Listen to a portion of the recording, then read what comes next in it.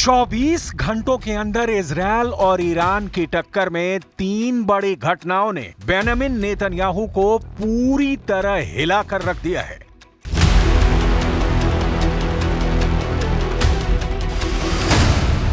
Netanyahu को shock number 1।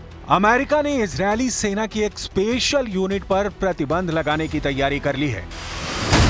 Netanyahu को shock number 2। Israel की मिलिट्री इंटेलिजेंस के चीफ ने पद से इस्तीफा दे दिया है। नेतन्याहू को शॉक नंबर 3। ईरान के सुप्रीम लीडर अली खामनेई ने कहा है कि ईरान की मिसाइल पावर देखकर इजरायल खौफ में डूब चुका है। इस वक्त ईरान के इजरायल पर हमले और गाजा पर इजरायल की लगातार बमबारी के बीच नेतन्याहू की बहुत ही खतरनाक फोर्स इंटरनेशनल हेडलाइन बन चुकी है। पश्चिमी मीडिया देखिए, उनके अखबार देखिए, इजरायल की नेत्जा यहूदा बटालियन पर बाइडन प्रतिबंध लगाने जा रहे हैं। इस बटालियन पर आरोप है कि उसने फिलिस्तीनियों पर खूब जुल्म ढाए हैं। देखा जाए तो अमेरिका से आ रही ये खबरें बता रही हैं कि बहुत बड़े विवाद में घिर चुकी है इजरायल की नेत्जा यहूदा बटालियन। इस बटालियन पर वेस्ट बैंक में मानवाधिकार उल्लंघन का इल्जाम है। 1999 में बनाई गई बटालियन में सिर्फ पुरुष सैनिक हैं और वो भी अति रूढ़िवादी पुरुषों को इसमें लिया जाता है। नेत्जा यहूदा बटालियन पर लगे इल्जाम 7 अक्टूबर 2023 से पहले के हैं, लेकिन वेस्ट बैंक का दूसरा सच यह है कि 7 अक्टूबर के बाद से वहां 460 से ज्यादा लोगों की इजरायल की सैन्य कार्रवाई में मौत हो चुकी है।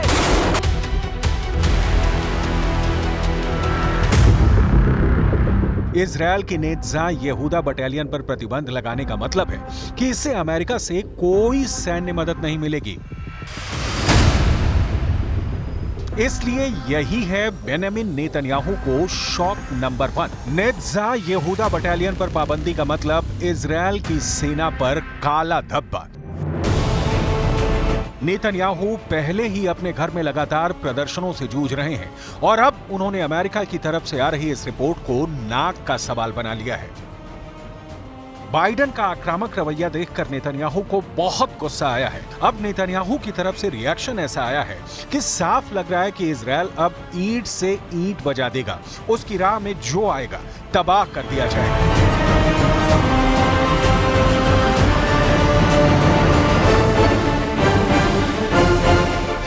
אני אגן בחירוף נפש על צה"ל, על הצבא שלנו ועל הלוחמים שלנו. אם מישהו חושב שהוא יוכל להטיל סנקציות על יחידה בצה"ל, अब देखिए बेंजामिन नेतन्याहू को शॉक नंबर 2। इजरायली सेना के इंटेलिजेंस चीफ एहरॉन हलीवा ने इस्तीफा दे दिया है।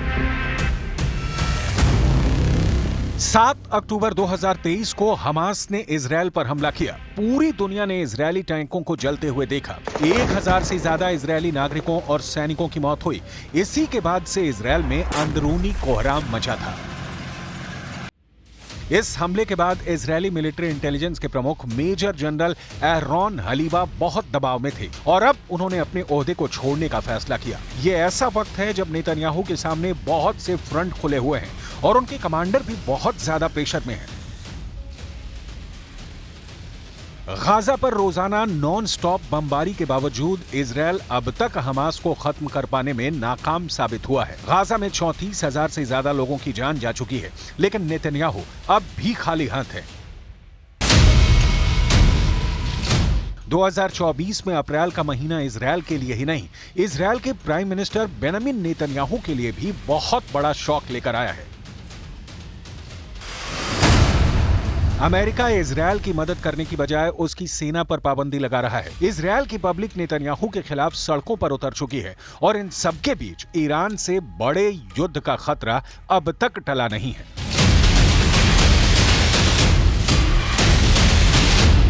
तेहरान में ईरान के सर्वोच्च नेता अली खामनेई ने मिलिट्री कमांडर्स की एक मीटिंग बुलाई।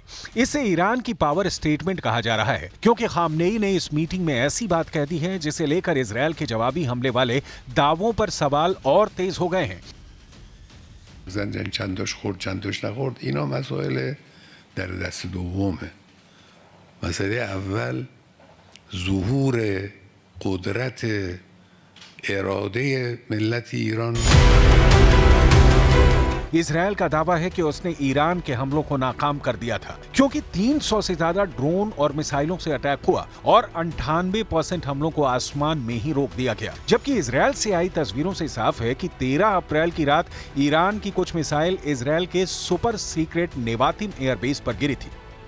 इन मिसाइलों के साथ बड़े बम नेतन्याहू के साथ इजरायल की साख पर गिर रहे हैं। नेतन्याहू के कमांडर इस्तीफा दे रहे हैं। नेतन्याहू से इजरायल की पब्लिक पूछ रही है कि गाजा में बंधक बनाए हुए लोग कब आजाद होंगे। इजरायल से लगातार पूछा जा रहा है कि ईरान को कहां मारा, कैसे मारा, किससे मारा, कितनों को मारा, सबूत कहां है।